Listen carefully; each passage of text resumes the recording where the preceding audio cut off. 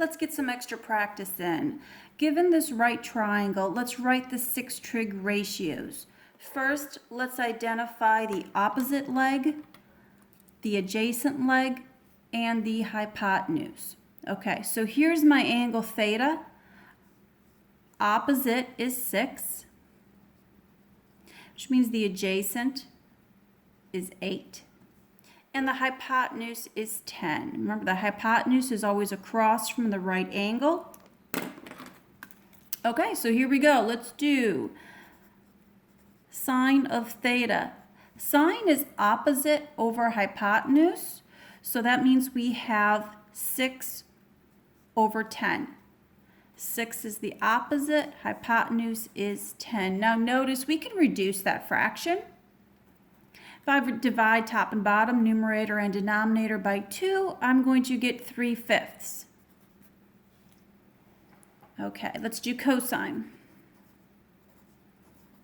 Cosine of theta is adjacent over hypotenuse, so my adjacent is 8 over the hypotenuse of 10. And again, reduce your fraction. You can divide numerator and denominator by 2. We're going to get 4/5. Okay, tangent of theta. Tangent is opposite over adjacent, so that means we have 6 over 8. And again, let's reduce this fraction, divide numerator and denominator by 2, and you're going to get 3/4. Okay, so those are my 3 basic trig ratios. Let's do the reciprocal ratios. Okay, so the reciprocal of sine is cosecant.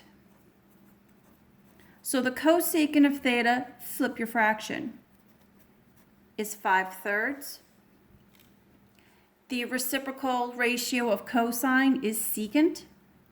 So that means secant of theta is 5/4.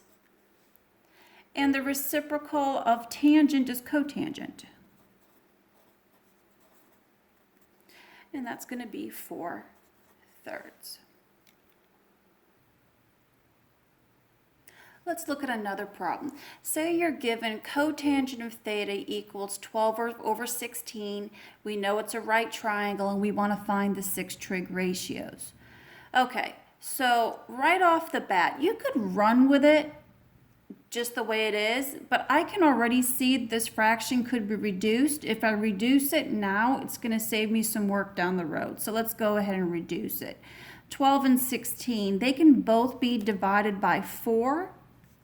So that means my ratio here is 3/4. Now, cotangent is the reciprocal ratio to tangent. So that means this is going to be adjacent over opposite. Okay, so if we even want to just do a quick sketch, put a right triangle in, doesn't matter which way it's going.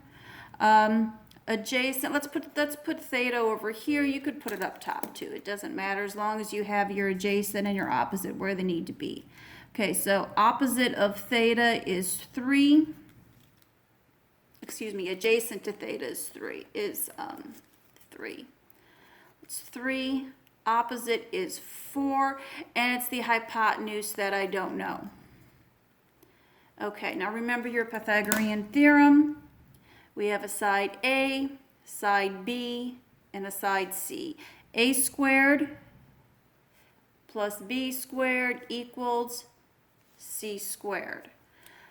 So let's plug in what we know. A is 4, so that is 4 squared. B is 3. And we have C squared. Okay, 4 squared is 16. 3 squared is 9. Let's just start cleaning this up. 16 plus 9 is 25. Okay, I would have to take the square root of both sides to clear the square, which means I get 5 equals C. Okay, so C equals 5. That is my hypotenuse. Okay, let's do the trig ratios. We have Sine of theta equals opposite over hypotenuse. Okay, so my opposite is 4.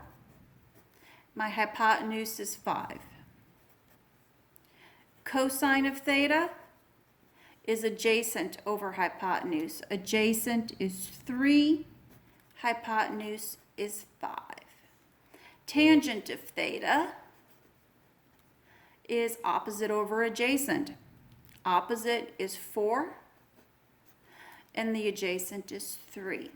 Okay, now let's do the reciprocal ratios. The reciprocal of sine of theta is cosecant of theta. Flip your fraction. Okay, the reciprocal of cosine is secant. Flip your fraction, 5/3. And the reciprocal of tangent is cotangent, and that is where we started from. And that is going to be 3/4.